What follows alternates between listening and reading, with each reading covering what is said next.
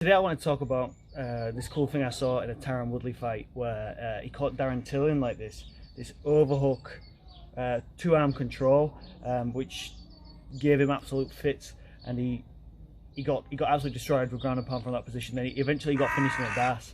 I thought it was really cool. I thought, what other positions could you put beat downs and like submission traps in together? But first I thought I'd best break down what he did.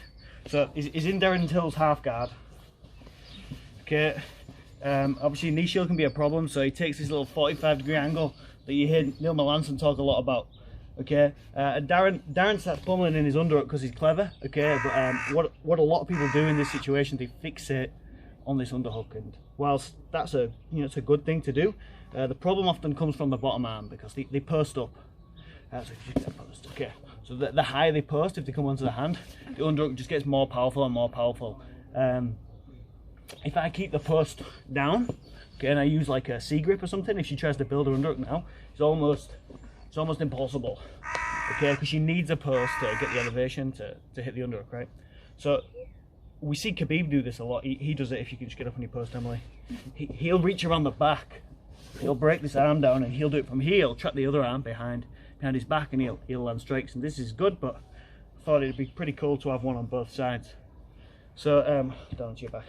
What Tyrone did was he took this little 45-degree angle. Okay, Daren put his underhook in. Okay, he took an overhook, a post behind the head, and then he got wrist control.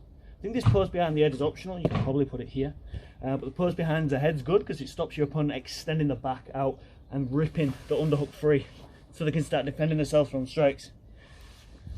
So, I quite like this post. Okay, this hand here is just like a C grip, and I put weight through it. Okay, and then what he starts doing is he starts dropping hooks, hammer fists. Okay, Daren, being smart, tries to hide his head, so he tries to bring his head underneath the legs. Okay, and get into a nice tight half guard. And this is where Tyrone takes that 3/4 Nelson or C grip.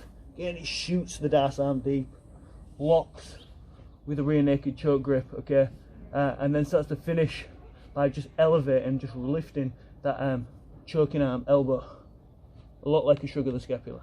Okay, you can drop onto your side and start using the legs to bridge in and finish that way, or even past the mount, but he finishes it straight from half guard. So let's talk about that again. Okay, so we're in the half guard. He takes the 45-degree angle to clear that knee shield out the way. Daren shoots in his underhook. Okay, and he catches the overhook and the C grip. He starts hitting, landing continuous strikes. Okay, Daren tries to hide his head. Okay, and then he shoots in that darce grip. Okay, locks it for the finish by lifting that elbow. This position is a pretty good place to generate some good power because you can make a tripod. Okay, so a tripod is where we've got a post on the floor. I've got my half guard knee leg in. Okay, and then I'm going to add a base. What this does is it gives me a couple of extra degrees of rotation that I can bring my arm into, whereas if my knees were down, my shoulders would be a little bit more restricted and I couldn't get as much power.